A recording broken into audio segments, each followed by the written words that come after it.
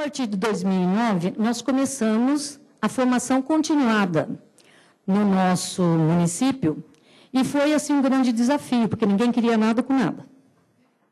Então, a gente teve muita resistência e, como nós somos um município de muito pouca renda per capita, é um município pobre, de 25 mil habitantes, e eu tenho 23 escolas. E nós temos, desde o ensino infantil até ensino médio rural, municipal. Então, foi realmente um grande desafio, né? E nós tivemos que colocar dentro da nossa rede pessoas do nosso quadro para fazer formação continuada, porque a gente não tinha dinheiro suficiente para contratar assessorias. E a Fundação Lema surgiu na minha vida, eu não a conhecia, como um grande auxílio. E eu participei de todas as formações da Fundação Lema, me inscrevi em tudo, venho em tudo, tenho diretores fazendo curso da Fundação Lema, no Anhembi Morumbi, terminando o curso agora. E, em dezembro de 2011, eu recebi um e-mail de Mila, dizendo que ela sabia do meu interesse pelas formações da Fundação Lema e se eu não gostaria de me inscrever para compartilhar ou concorrer mesmo com o curso Técnicas Didáticas da Fundação Lema, que seria oferecido aos municípios do estado de São Paulo. Eu confesso para vocês que eu me inscrevi com muita timidez. Eu não sou tímida, não, mas eu me inscrevi com muita timidez. Eu fiz assim, quem sou eu, né, para ser escolhida para fazer esse curso? E, para meu espanto, no mês de janeiro deste ano, eu comecei a ter contato, receber contato da Fundação Lema, para conhecer a minha rede, para saber quantos professores eu tinha, como era constituída a minha rede, e até que eu recebi a visita da equipe da Fundação Lema, no comecinho de janeiro. E eles foram conhecer, se encantaram, porque Piracaia, para quem conhece, é uma cidade muito bonita, é uma cidade bem estilo colonial, uma cidade gostosa de se viver.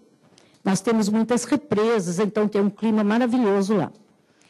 E, diante do que ela viu, Mila e mais 6 pessoas coordenadoras aqui da Fundação, elas se encantaram conosco lá, o que foi muito bom. Daí a gente participou do encontro, né, de Embu, eu participo de todos os anos, e quando o Denis comentou a respeito da formação de professores, quando aquele palestrista dos Estados Unidos, que eu não me lembro o nome? Nominette, falou sobre formação, eu estava muito entusiasmada, muito motivada para isso, e eu recebi a maravilhosa notícia que Piracaia e Itupeva tinham sido selecionados para o curso Técnicas Didáticas, baseado no livro Aula Nota 10, de Doug Lemove. Então, eu vou falar para vocês no que consiste o curso. O curso ele é constituído de 80 horas. São 40 horas com professor presencial. Nós fazemos em Piracaia 2 dias por mês, 2 noites de 4 horas. É um curso pesado. Porque muitos professores da nossa rede acumulam cargo. Então, eles trabalham nesses dias 12 horas. Né? Quando alguns, se for do ensino fundamental, 14 horas. Então, é um curso puxado. E eles têm também 40 horas de trabalho à distância, que são orientados pelos monitores, tutores, o nome que vocês queiram dar, as pessoas daqui da Fundação que dão o curso. Além disso, há observações, há visitas da equipe de coordenadores da Fundação nas escolas, há orientação a tarefas, né, a serem cumpridas, e ele está sendo realizado por escolas de ensino fundamental, de 1º ao 5º ano. O ensino infantil está fora, o ciclo 2 do ensino fundamental está fora e o ensino médio também está fora. Mas eu quero esclarecer que muitos professores do ensino fundamental dão aula como PEB2, né, no ensino médio. Então, praticamente, é um curso bem visto e bem aproveitado na nossa cidade. Né? Participam inscritos mesmo, e a presença é obrigatória, 9 professores coordenadores, 9 diretores de escola de ensino fundamental, 85 professores e, consequentemente, estão abrangidos 2.100 alunos deste curso. A equipe formadora da Formação Lema é composta de 8 professores e 2 coordenadores que estão sempre em contato conosco lá. Há uma relação, assim, muito boa entre o município e a Fundação Lema. Num clima de sinceridade, de honestidade, de resultados positivos e resultados negativos. Há, sim, resistência por parte de professores? Há. Tem gente que acha que sabe tudo. Mas é muito interessante que as tarefas são avaliadas em cada encontro. E eles dão nota. E há respostas para eles avaliarem cada encontro. E é muito interessante porque, de uma forma geral, o curso é visto pela rede de ótimo a excelente. Então, isso é uma avaliação muito positiva. Alguns dizem que já sabiam tudo. Que é repetitivo, que é cansativo, porque eles já sempre fizeram isso, né? Mas os bons professores, eles falam, puxa, eu achava que eu sabia. E eu não sabia. Eu aplicava errado. Então, eu posso dizer para vocês que 99,9% é a aprovação do curso na minha cidade. Então, isso é uma coisa, assim, excelente. Né? Por favor? Eu queria falar o seguinte. Eu estava brincando com a Lília. A Lília e eu somos representantes da Undime na nossa região. Nossa região é composta de 16 municípios, mais a Rita, que não é do nosso município, mas está sempre com a gente. Né? É agregada. Ela se agregou no nosso polo lá. E a gente trabalha há uns 3 anos na Lília, em regime de colaboração e de cooperação. E isso vem sido feito sistematicamente. Quando a Lília descobriu, a Lília, quantos quilômetros da minha cidade, Lília? Uns 30? 50 quilômetros da minha cidade, tá? A Lília descobriu que eu tinha sido escolhida, ela enlouqueceu a Mila. Que ela queria, porque ela queria que os coordenadores dela fossem também participar do encontro. E nós tivemos também esse privilégio. Nós tivemos a autorização da Fundação Lema para que os 8 coordenadores da Lília fizessem o curso conosco lá. E há uma cidade bem próxima da minha, acho que é uns 15 quilômetros da minha, chamada Nazaré Paulista. Eu não vi ninguém de Nazaré, mas acho que não tem. Temos também 2 coordenadores de Nazaré. Daí, Joanópolis, que é uma cidade de 18 quilômetros da minha, brigou muito comigo, porque não cabia os coordenadores de lá, embora eles participem de outros cursos de formação que a gente tem lá. Né? Então, esse regime que o Toninho falou aí, de Arealva, a gente já faz isso, dá certo sim, eu endosso o que você falou, a gente tem que trabalhar junto sim, eu acho que com a humildade, né, sem muita petulância de achar que o município da gente é melhor do que os outros. Então, a gente trabalha muito bem nisso. E a turma da Lília é nota 10, né? Tanto que ela ganhou uma visita da Fundação Lema, né, Lília? Também. Porque em relação ao trabalho dos coordenadores delas no curso. Então, mostrando para vocês que é um trabalho conjunto, sabe? É uma coisa, assim, muito boa. Pronto?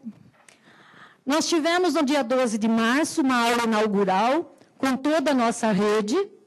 Essa nossa prefeita, muito jovem, mesa formal, Paula Lozano esteve lá, foi excelente. Esse é o nosso público, a Cláudia, também uma das coordenadoras. E aqui já começa a formação, né? É uma formação em diferentes salas, são 8 salas de professores, o trabalho que eles apresentam, levam, discutem, né? Esse é o nosso grupo de trabalho lá. Né? Para um pouquinho só.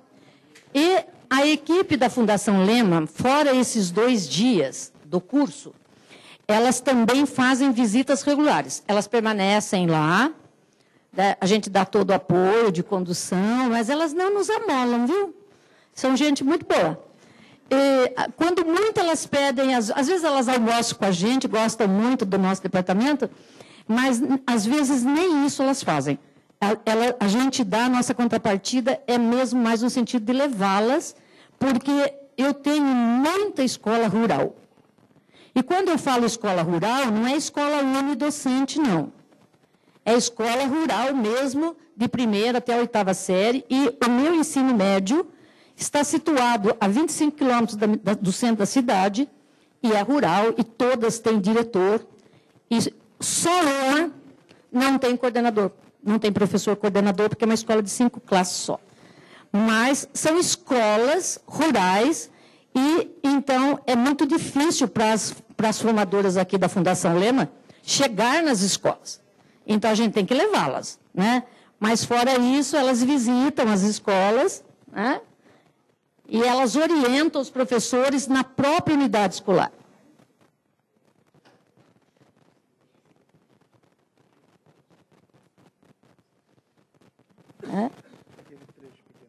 Aqui é o que me influenciou. Toda a Fundação Lema me influenciou, sabe? Eu tive que colocar isso, porque fazia parte do nosso seminário de hoje, mas, na verdade, eu fiquei muito feliz quando eu escutei a Cláudia Costin falando da formação de professores do Rio, não só de currículo, mas também mostrando toda a experiência que ela teve na formação de professores e o resultado que o Rio teve e como ele se assumiu, né? Tanto que um dos melhores IDEBs estão nas cidades do Rio, né? Então, elas me influenciaram e me tranquilizaram, como disse a Selma. Tranquiliza a gente, né, Selma? Como dizendo, se a gente está no caminho certo, pelo menos estamos tentando, né? Então, foi uma mesa redonda aí, né? Como de hoje aqui, e isso me influenciou bastante. A Cláudia Costin falou, não só de currículo, mas ela falou de formação, não sei se vocês se lembram, né?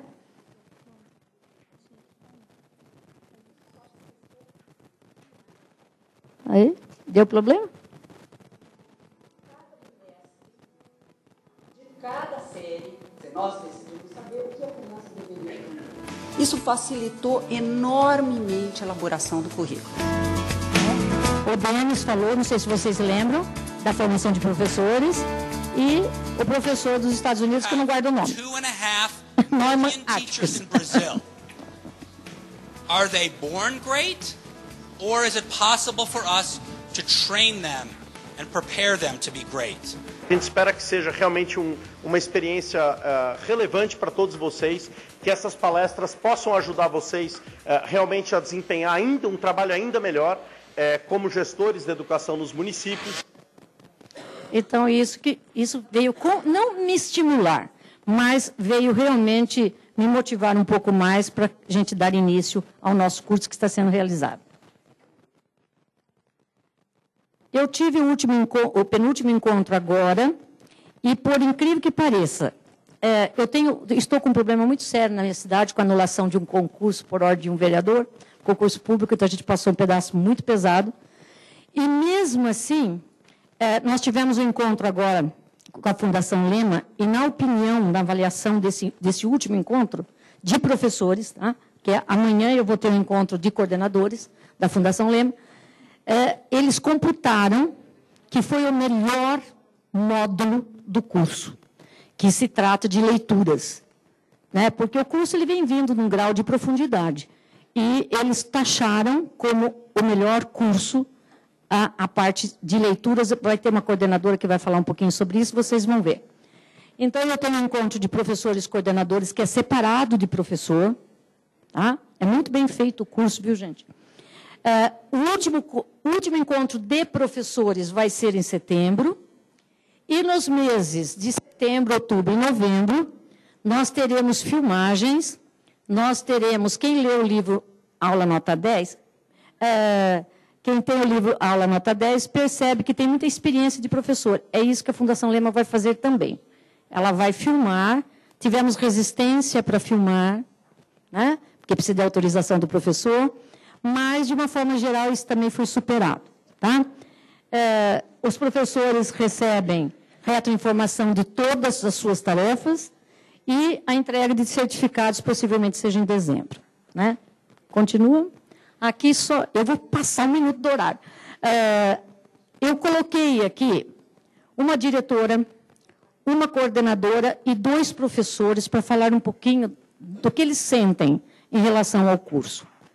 A diretora é a única da escola dela, ela não tem professor coordenador, é uma diretora de escola rural, ela tem um problema de voz, vocês não liguem, a voz é ruim.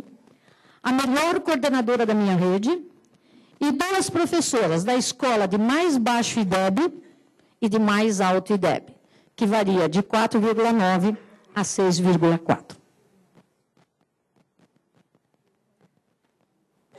Para mim, o curso está sendo, assim, um presente, né?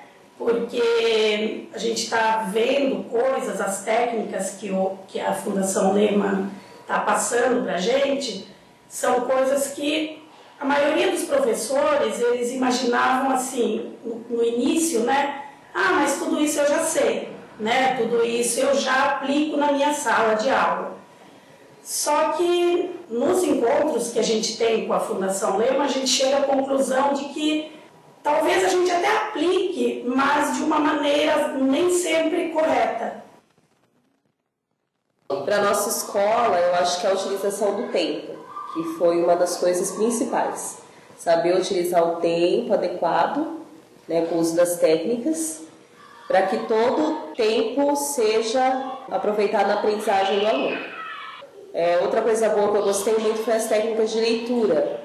Né? Então, nós agora, os professores já vão começar a implantar no nosso semanário, nem que apareça semanalmente ou quinzenalmente, mas vai fazer parte do semanário.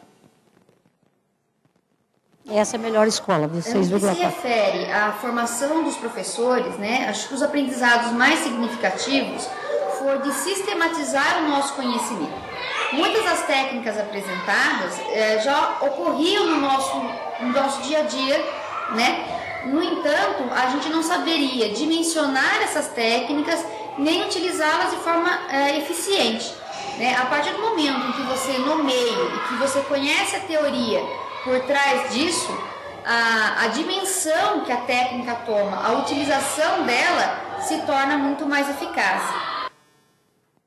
E essa escola é mais baixa. Além de autoconfiança, para a gente conseguir trabalhar com aquilo que a gente já sabia, ele trouxe uma organização muito grande. O professor aprendeu a se organizar no tempo, o professor aprendeu a utilizar aquilo que ele já sabia de uma forma mais sistemática. E eu acho que os alunos também curtiram muito esse aprendizado do professor. Os alunos sentiram que o professor também estava se organizando, estava lutando para conseguir fazer tudo aquilo que ele sempre soube fazer, mas com um toque especial, com uma atenção maior.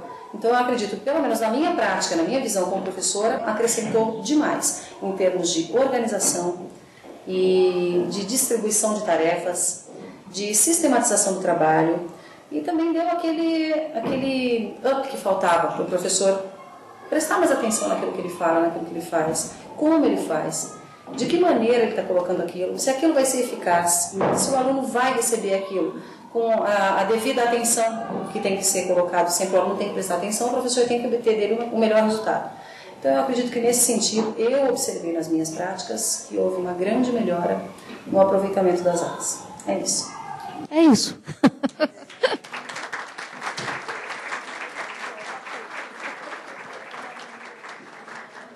Muito obrigada, professora Maria Estela.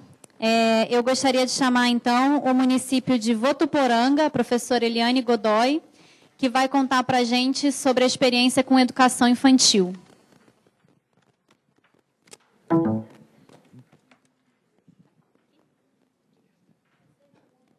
Boa tarde. Muito obrigada à Fundação Lema, né? Participamos do processo para apresentar o projeto que nós estamos desenvolvendo com a educação infantil do município de Votuporanga. Obrigada por vocês também dar a oportunidade de ouvir, né? Então é muito importante. Primeiro, eu queria começar com um vídeo do cérebro, o que está no pendrive, né? Então, Votuporanga é uma cidade de 95 mil habitantes. Ela está a 90 quilômetros. Se você pudesse fazer algo para diminuir a criminalidade. E a 500 quilômetros de São Paulo, né? Então, um bocadinho longe. Fica perto do estado do Mato Grosso do Sul também, do Paraná, ali, as divisas, nós ficamos ali pertinho. Santa Fé, que tem o Rio Paraná, a Rua do Ferrovia, também fica a 120 quilômetros de Votuporanga. Então, só para a gente ter uma questão de localização aí do espaço. Aí eu vou pedir, então, para a gente ver esse vídeo, e aí, na sequência, eu começo a apresentação. Quase. Melhorar a qualidade da educação e da saúde. Se você pudesse fazer algo para diminuir a criminalidade, melhorar a qualidade da educação e da saúde, elevar a renda das famílias e aumentar a qualidade de vida na sua região, por onde começaria? A ciência nos diz que podemos encontrar a resposta para essa pergunta na primeira infância, quando a arquitetura do cérebro começa a se formar. A arquitetura do cérebro tem início nos primeiros anos de vida e continua ao longo do tempo, moldada pelas experiências vividas. As experiências mais marcantes vêm dos relacionamentos que envolvem a criança: pais, parentes e cuidadores em geral. Mas problemas graves enfrentados logo no início da vida podem interromper o desenvolvimento saudável do cérebro. E na medida em que se fica mais velho, é muito mais difícil modificar a arquitetura do cérebro e também o comportamento. Ou seja, o que acontece na infância deixa marcas para toda a vida. Agora imagine que você pode fazer algo para melhorar o desenvolvimento das crianças e aumentar a qualidade de vida dessa comunidade. Quando e onde essa ação teria maior impacto? A relação entre as políticas públicas, o acolhimento maternal e a arquitetura do cérebro fica muito mais clara quando vemos como os acontecimentos, a família e o ambiente da comunidade afetam o desenvolvimento da criança. Por exemplo, digamos que o governo queira fazer da sua comunidade um lugar mais seguro, ou melhorar o aprendizado das crianças, ou diminuir os gastos com doenças crônicas. Uma criança que cresce em um ambiente assim, provavelmente vai sofrer menos estresse e vai ter mais oportunidades de aprendizado. Isso leva a uma arquitetura cerebral mais sólida e a uma estrutura mais apta a superar as dificuldades. Isso prepara a criança para ter sucesso na alfabetização e desenvolver outras habilidades no começo da vida. E, posteriormente, leva a um melhor aproveitamento das aulas e a redução da evasão escolar. Experiências positivas na primeira infância também podem diminuir a ocorrência de obesidade, diabetes e doenças cardíacas. Aumentar os níveis de educação e saúde pode ter efeitos positivos para toda a sociedade. Redução da criminalidade, aumento da renda e elevação da arrecadação de impostos. Políticas públicas têm impacto sobre as pessoas e as comunidades. Isso quer dizer que fazer escolhas apropriadas que promovam um desenvolvimento saudável do cérebro na infância pode afetar a saúde, o comportamento e o aprendizado por toda a nossa vida.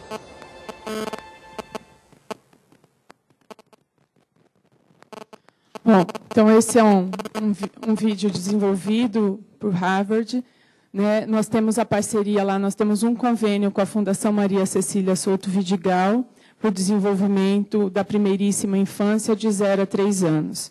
Isso começou uma conversa da Fundação, né? Votuporanga foi escolhida pela Fundação. Eram 7 municípios, agora são 5 municípios que estão trabalhando junto com a Fundação. E isso começou lá em 2008. Obrigada.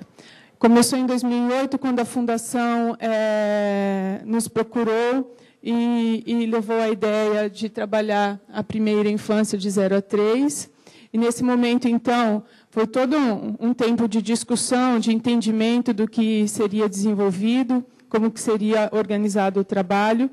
E, nesse tempo, de 2008 a 2009, nós criamos um grupo gestor, né, para poder avaliar toda a questão, a análise situacional, né, o marco zero, de onde que nós estávamos naquele momento, a elaboração de uma proposta efetiva de trabalho e a apresentação da proposta e formação de parcerias, porque aí nós fomos buscar outros parceiros locais para o desenvolvimento da primeira infância.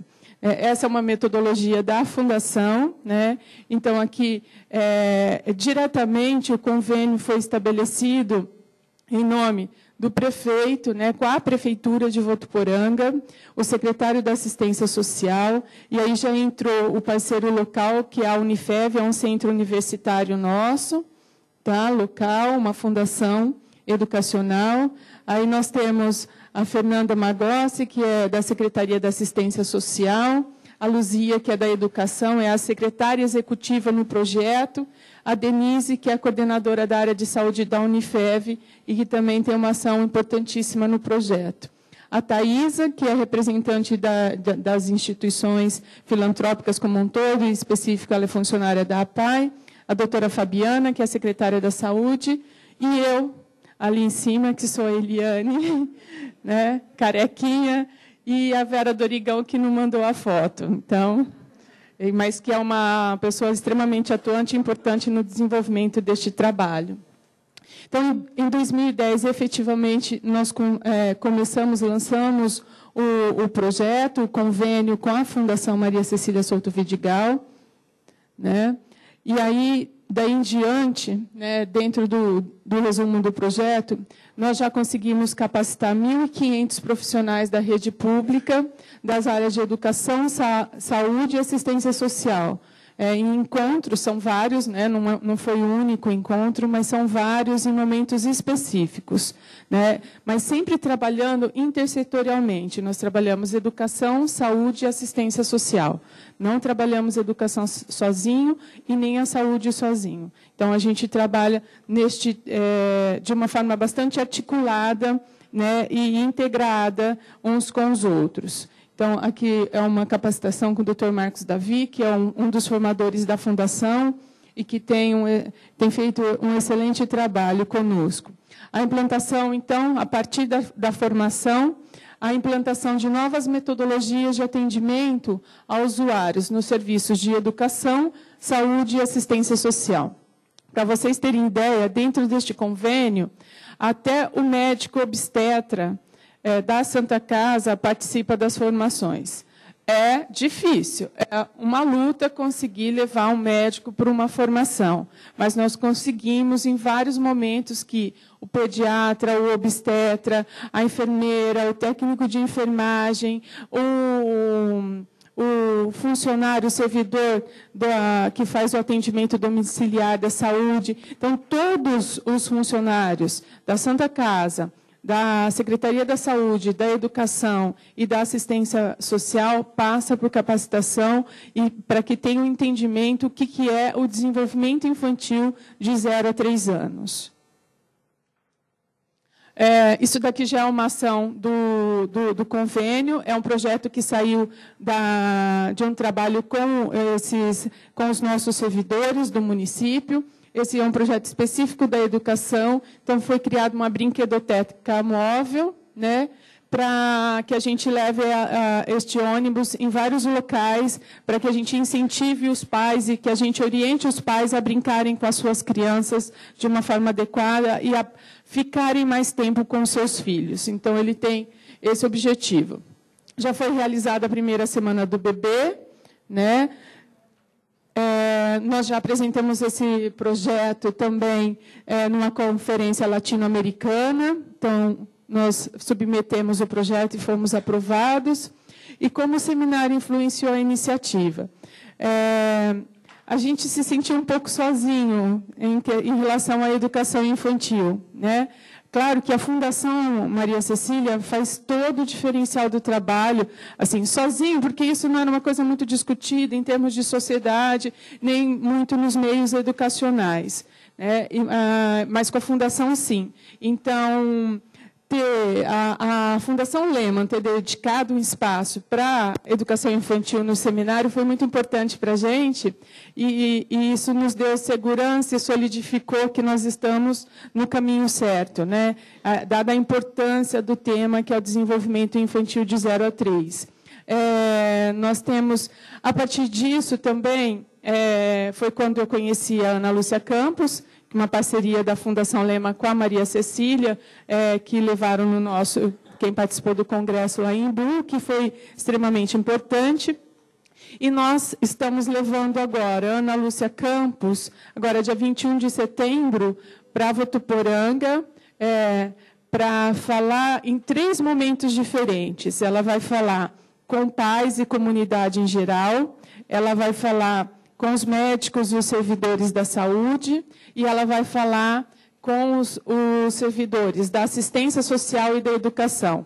São focos diferentes que ela vai falar, que ela vai trazer o conhecimento da neurociência para compartilhar com essas pessoas que nos ajudam no dia a dia para melhorar o atendimento da educação infantil no nosso município, e dar oportunidade para todas as crianças terem um processo de desenvolvimento infantil garantido. Né? A apresentação da Fundação Maria Cecília Souto Vidigal, também, que é a idealizadora e parceira na realização do PROAP. Então, veio fechar, porque a gente já estava com o convênio em andamento, mas foi a oportunidade, então, para a realização do primeiro seminário internacional, agora em setembro. Né? Então, os próximos passos do projeto. Nós temos a Copa do Mundo do Bebê, né, que isso é focado à questão da nutrição, um concurso municipal, Mamma Mia, que é uma campanha de aleitamento, Barrigata, que é uma passeata charmosa das grávidas, o pré-natal o ano todo. Então, uma campanha permanente. Aí, porque esses próximos passos, gente, está dentro de uma ação que agora a gente precisa socializar. A gente precisa, na verdade, envolver toda a comunidade, e é a parte mais difícil, porque os nossos servidores a gente consegue capacitar dentro do horário de trabalho. Agora, compartilhar todo esse conhecimento e sensibilizar a comunidade para a importância do desenvolvimento infantil é a parte mais difícil, e nós estamos nela nesse momento através dessas ações. Então, papai e mamãe, Baby Rock em Votuporanga, né? Porque a gente entendeu, a gente fez algumas leituras de que, através de eventos, você consegue mobilizar as pessoas, você consegue levar as pessoas. E você também, através do evento, você consegue mídia para disseminar esse conhecimento para a grande massa. Né? Então, a segunda semana do bebê. E aí, a gente criou, então, o primeiro festival da primeiríssima infância, que acontece agora, do dia 18 de setembro até o dia 23, e onde nós vamos ter o Seminário Internacional Científico. E aí, eu já falei os públicos-alvos. E o que nós aprendemos com tudo isso até o momento? Né? Que investir na primeira infância garante formação de capital humano, redução da pobreza, estímulo ao crescimento econômico, né, ao desenvolvimento sustentável, a efetividade do trabalho em rede, porque a gente está todo o tempo trabalhando com a rede da educação, da saúde e da assistência social, a importância do trabalho intersetorial, né, porque às vezes dentro das prefeituras a gente nem conversa direito, porque não dá tempo com as outras secretarias, mas aí obrigatoriamente nós fazemos esse exercício, né, e a construção do conhecimento para a melhoria das práticas no atendimento das crianças e de suas famílias ou responsáveis por essas crianças. Né? Compartilhamento dos conhecimentos aprendidos com toda a sociedade, que aí nós estamos nesse momento da mobilização, necessidade de políticas públicas para garantir o pleno desenvolvimento humano, a criação de vínculo afetivo entre o serviço público e as famílias, que é extremamente importante que a gente trabalhe dessa forma para que, de fato, a gente garanta um serviço de boa qualidade e que a gente dê oportunidade para todos se desenvolverem de uma forma geral. Não só as crianças que nós atendemos diretamente, mas os seus familiares que são responsáveis, que também precisam de orientações, né? Ninguém dá o que não tem. Às vezes o pai não sabe, não faz uma determinada coisa porque ele não sabe fazer esta determinada coisa, porque também nunca fizeram com ele. Então, a ideia é sempre da gente praticar junto com o responsável pela criança, que nem sempre é pai e mãe, né, mas que seja responsável para que a gente possa ajudá-lo, né, a perceber o quanto é importante o desenvolvimento infantil e a criação do vínculo afetivo. A Fundação trabalha muito em cima do vínculo afetivo, mas tudo subsidiado pela ciência, né, principalmente pela neurociência. Tem todo um processo avaliativo da Fundação que já foi aplicado. Eles desenvolveram, junto com Harvard, esse processo de avaliação. Daqui 3 anos, essas mesmas crianças serão reavaliadas, daqui 5 anos, porque eles fazem todo o acompanhamento do desenvolvimento infantil de fato. Então, uma série de processos sistematizados de acompanhamento e supervisão do trabalho. Nós tínhamos, em 2009, de 2009 até agora, nós aumentamos em 1.084 matrículas na creche de 0 a 3 anos. Saímos de 53 educadores para 149 educadores infantis que trabalham diretamente com as crianças de 0 a 3. O diretor da escola de educação infantil, ele ganhava menos do que o diretor de escola de ensino fundamental. E ele tem muito mais responsabilidade e muito mais trabalho. E a gente conseguiu já igualar o salário e também nós trabalhamos com uma remuneração em 3 níveis. Diretor 1, 2 e 3, de acordo com o porte da unidade, pequena, média e grande. Ok? Obrigada.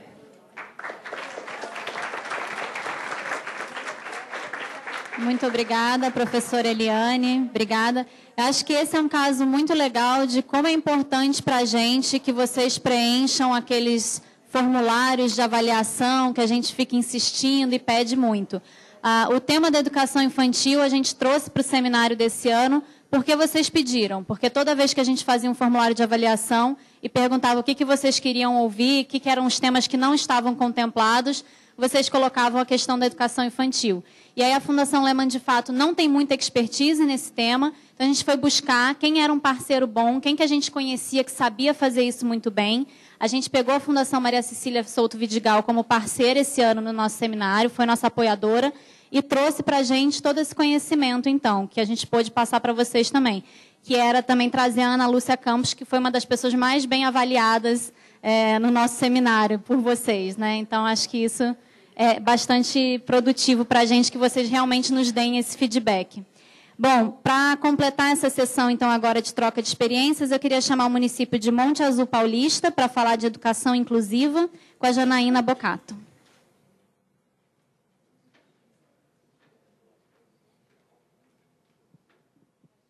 Boa tarde a todas e a todos.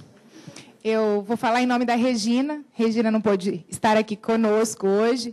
É uma pessoa que marca presença nos eventos da Fundação e hoje, infelizmente, ela não pôde estar aqui.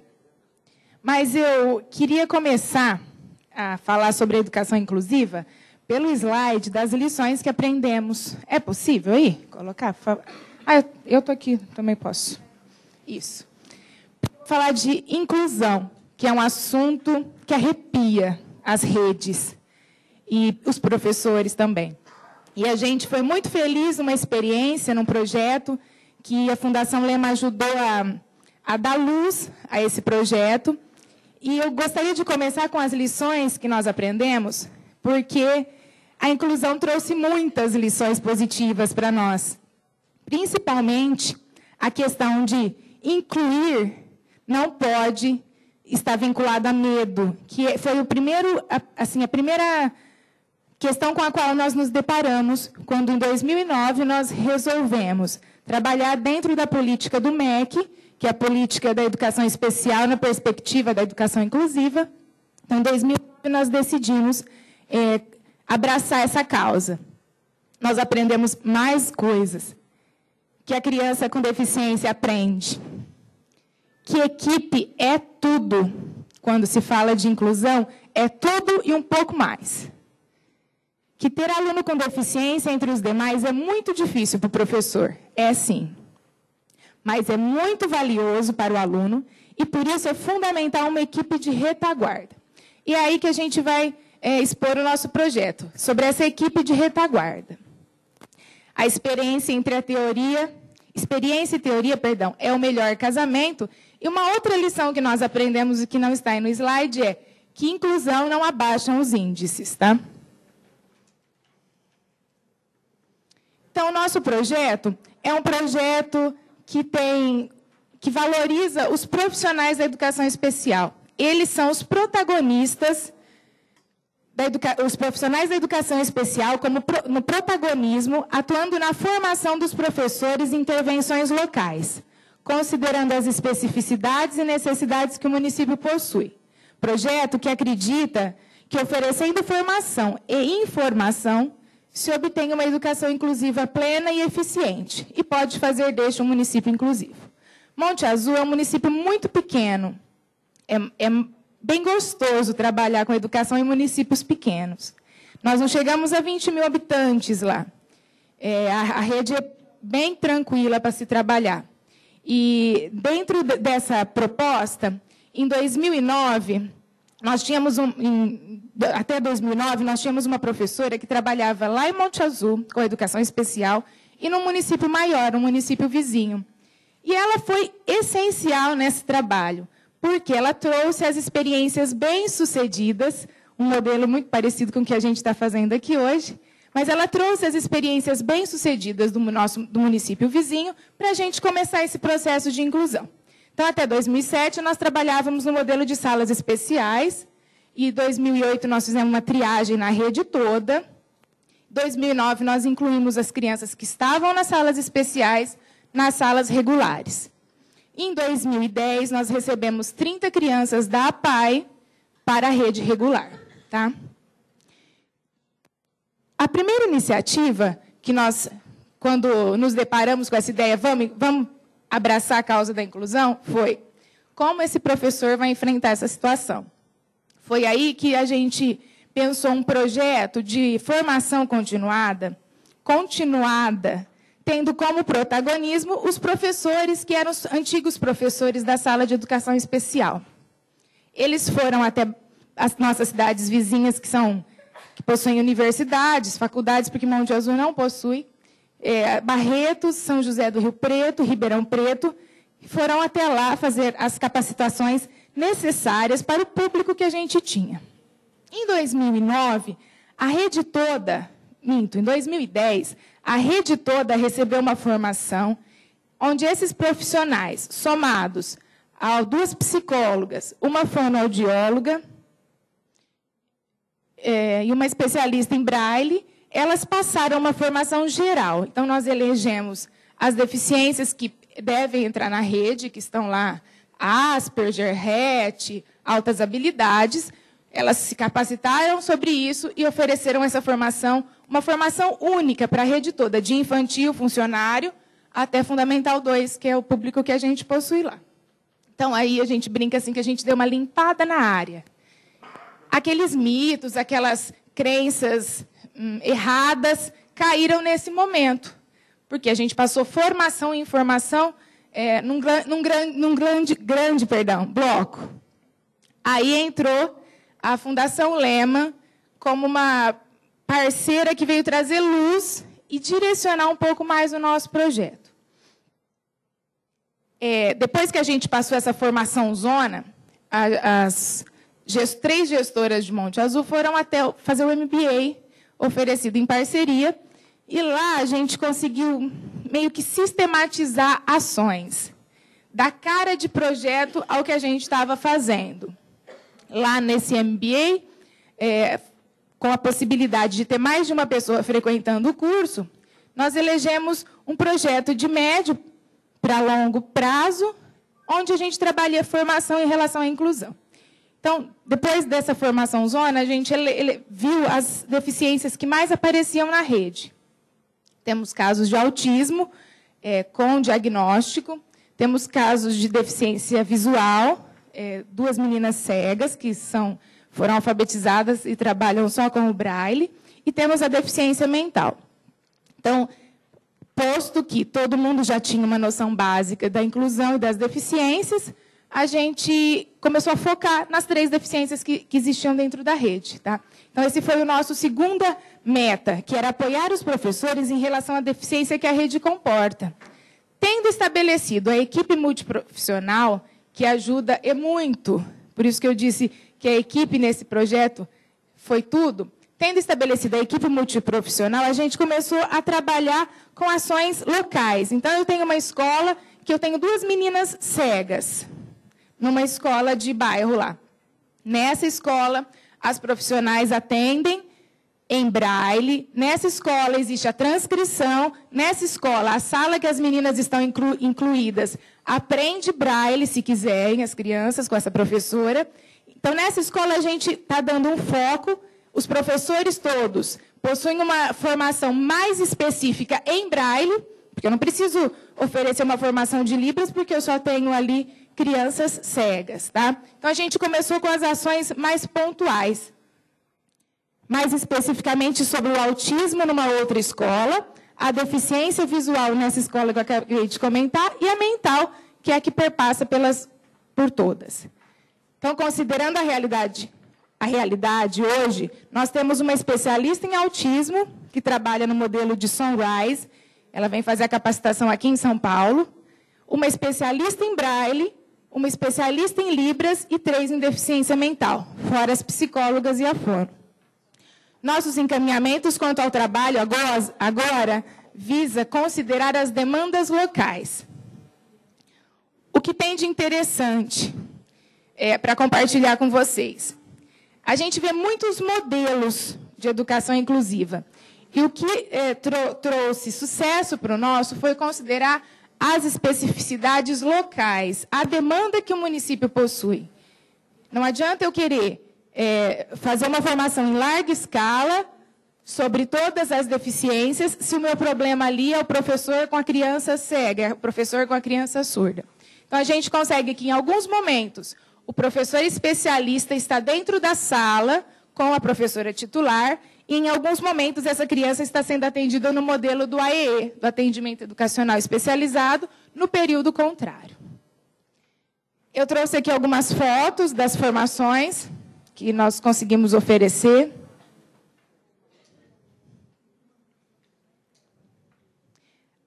Aqui já é um trabalho com os grupinhos menores, no período contrário.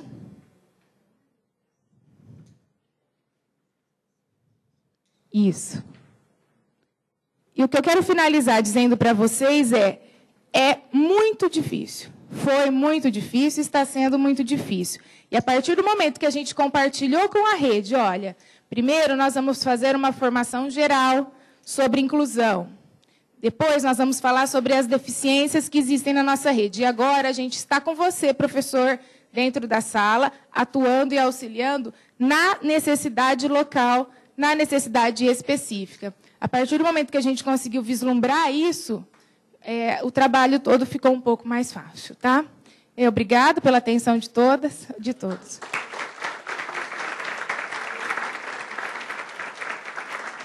Muito obrigada, Janaína. Bom, eu queria chamar, então, acho que pode ficar até, Janaína, a professora Maria Estela, a professora Eliane e Janaína para o debate aqui. A gente vai abrir para as perguntas, então.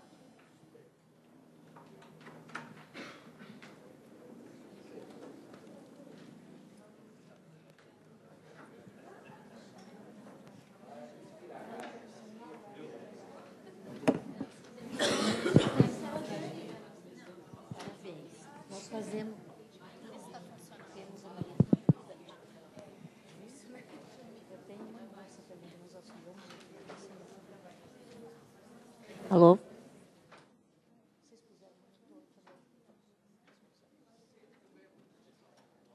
Boa tarde. Minha pergunta seria para a Janaína, por favor. Sou Ana Paula, de Itapetininga.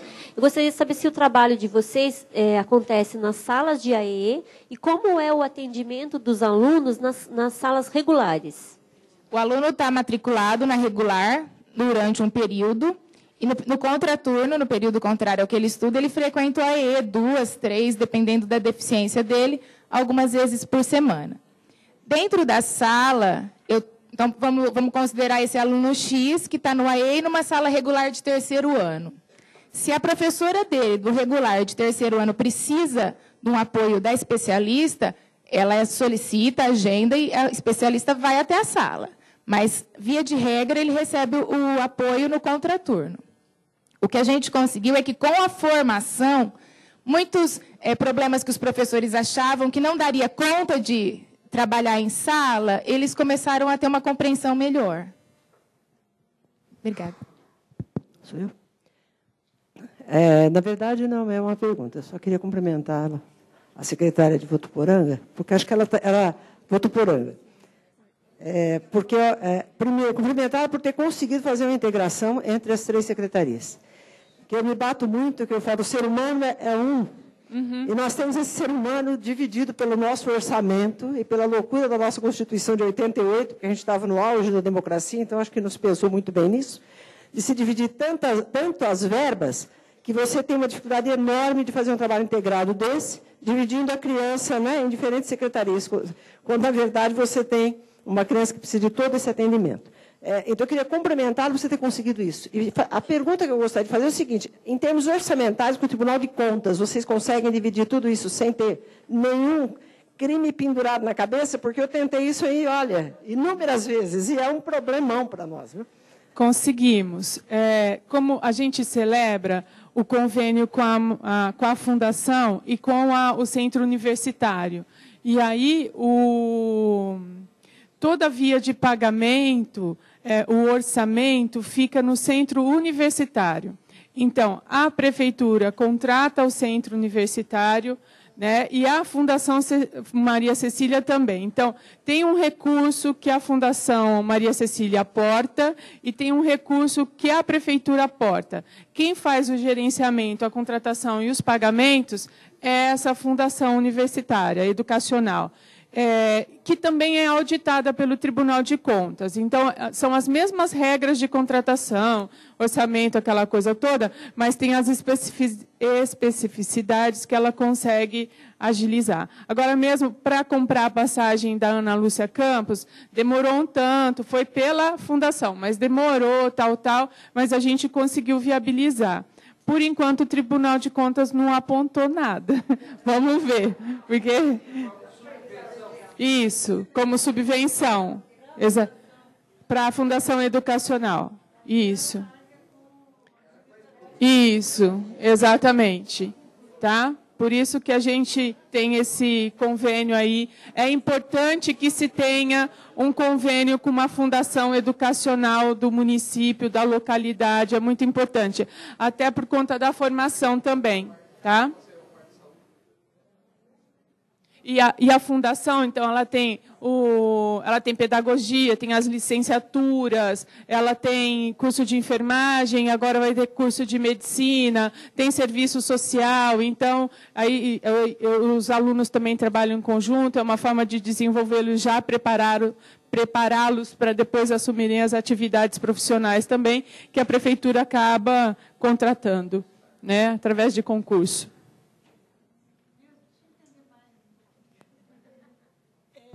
A fundação e a universidade junto ou é uma coisa só? Eu não entendi aí essa parte. Tem formação que é feita pela universidade. Tem formação que é desenvolvida por consultores da Fundação Maria Cecília Souto Vidigal.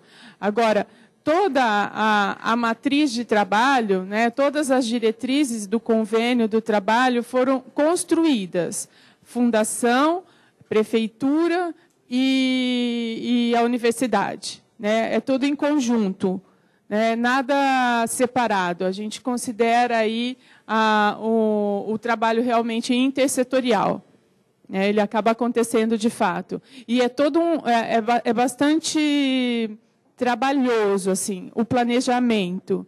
Ele é extremamente, o planejamento exigido pela Fundação, ele é extremamente detalhado, né, planilhas extremamente minuciosas, né, principalmente as financeiras, mas também os planos de trabalho de como as formações vão acontecer e os protocolos que serão alterados em consequência do que está sendo construído em termos de conhecimento. Eliana Poranga. Maria del Carmen, supervisora de ensino, São Vicente, Litoral, São Paulo. A gente tem essa realidade que você falou dos diretores. O meu interesse é saber como é que vocês conseguiram dividir, não tem outra palavra, diretor com escola pequena, média e grande. É a nossa realidade, todos ganham o mesmo salário. Mas isso, como é que vocês conseguiram passar isso? Se foi aprovado pela Câmara? Como é que foi esse trâmite? Sim, nós fizemos uma lei, passou pela Câmara, e inicialmente o que a gente conseguiu, né, porque nós conseguimos isso no ano passado, porque assim, tinha uma distorção muito grande. Primeiro, a diferença do salário do infantil para o fundamental.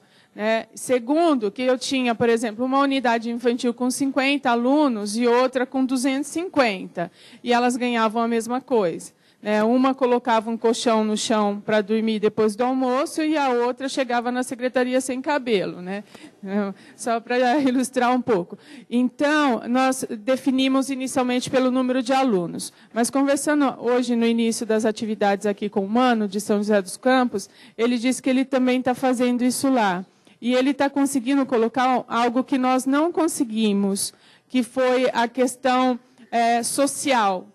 Então, ele pediu um laudo social para a própria secretaria, que ele conversou hoje comigo, para considerar também a localidade, as interferências sociais dentro da unidade, você classifica. Lá nós fizemos por número de alunos.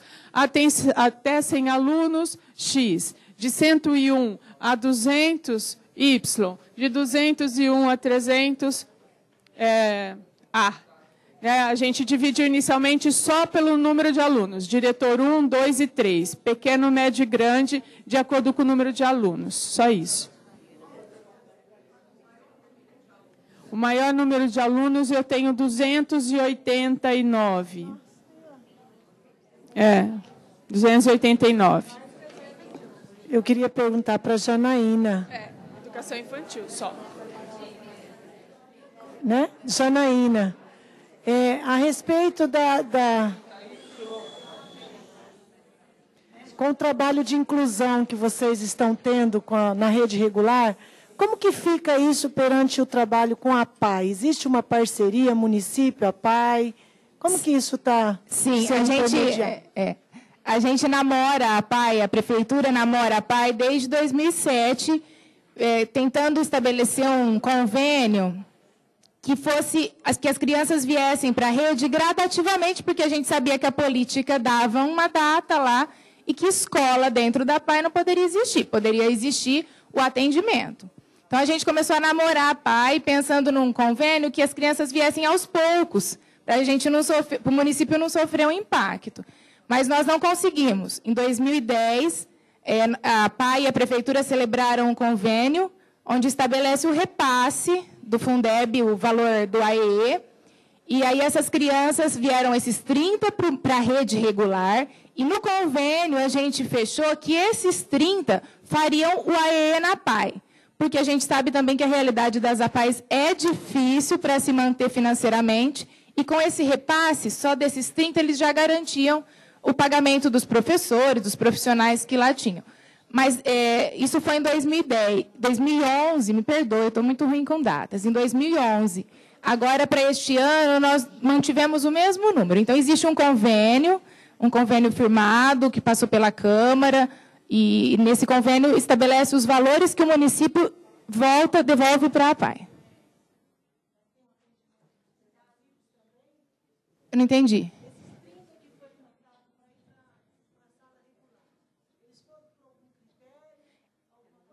Eles não são crianças que deveriam ficar na PAI. São o quê? Não. Eu tenho crianças com deficiência, eu tenho crianças com Asperger, eu tenho crianças com Rett, mas a maioria é deficiente. O autismo, por incrível que pareça, ele não veio da APAE, ele já estava na nossa rede desde da CEMEIS. É uma criança que hoje está com 5 anos e a gente só conseguiu, semana passada, né, Vel? Semana passada, depois de 5 anos, fechar o diagnóstico dele lá em São José do Rio Preto.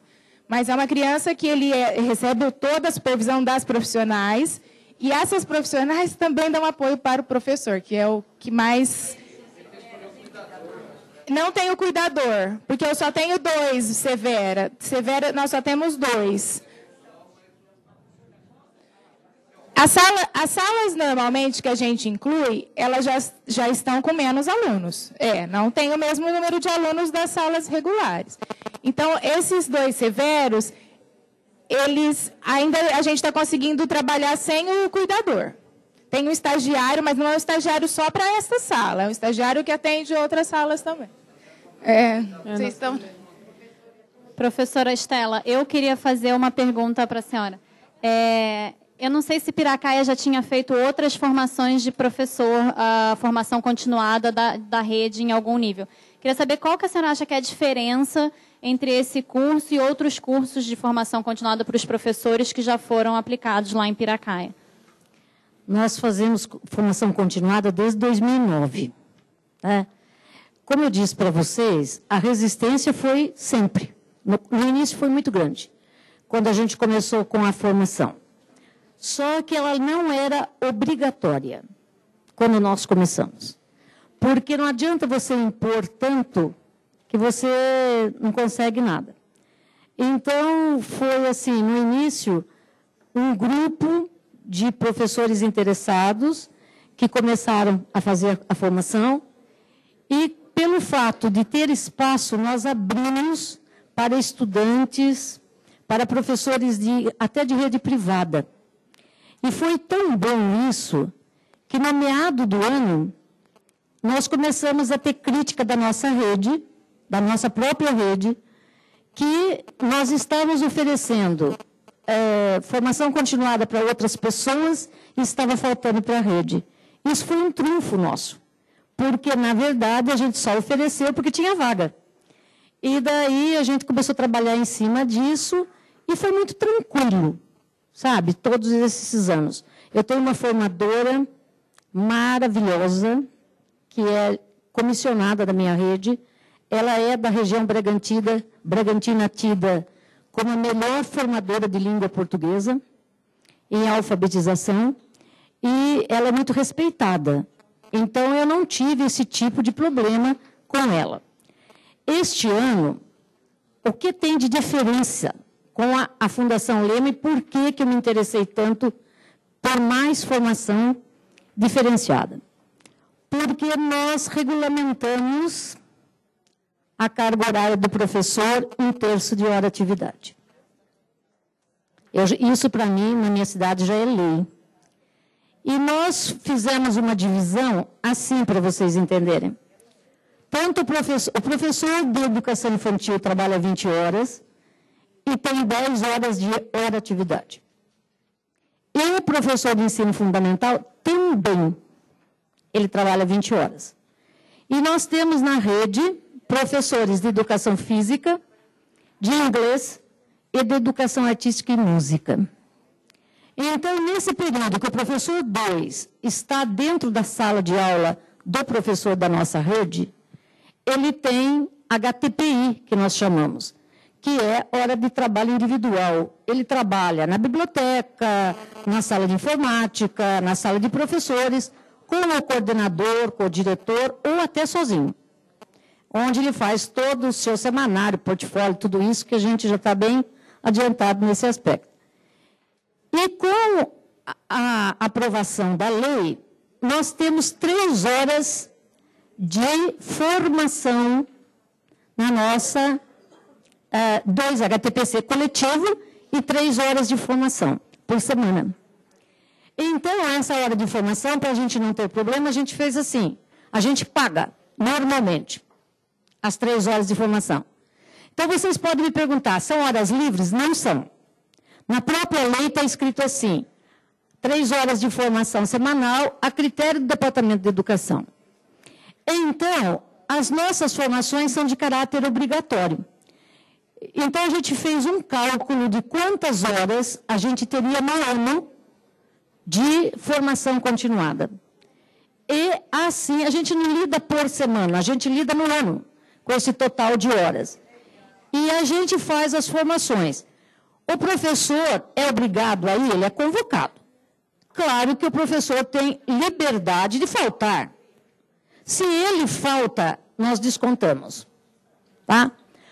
Qual a diferença da receptividade em relação à Fundação Lema? São pessoas diferentes, com outros critérios, com outra formação. De fora, né? Há um ditado antigo que diz que santo de casa não faz milagre. Né?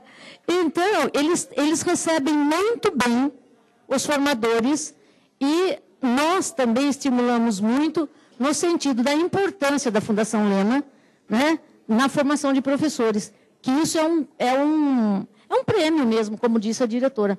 É um prêmio para a rede. Então, de uma maneira geral, é claro, né, gente? Nós temos professores como vocês, licença-prêmio, afastado, licença gestante, licença saúde. É evidente que tem, né? É evidente que tem falta, sim. E depois é muito engraçado, porque se a gente desconta o salário, eles brigam e querem saber por que descontou do salário. Quando a gente mostra, então é um trabalho de educação do professor, a formação. Tá? Então, acho que é isso. Está respondido? Mais perguntas? Alguém? Bom, então eu vou encerrar essa nossa segunda sessão aqui. Queria agradecer muito a todas vocês, a presença, a participação aqui. Para a gente foi uma experiência nova fazer esse seminário de desdobramentos nesse modelo. E eu acho que a interação que vocês tiveram e tantas perguntas e dúvidas mostra que é realmente uma coisa muito valiosa ter os dirigentes como palestrantes, né? Que no nosso seminário a gente traz muitos palestrantes, mas a gente sentia falta de ouvir vocês também. Então, acho que isso está sendo muito, muito legal, está se mostrando hoje uma experiência muito positiva.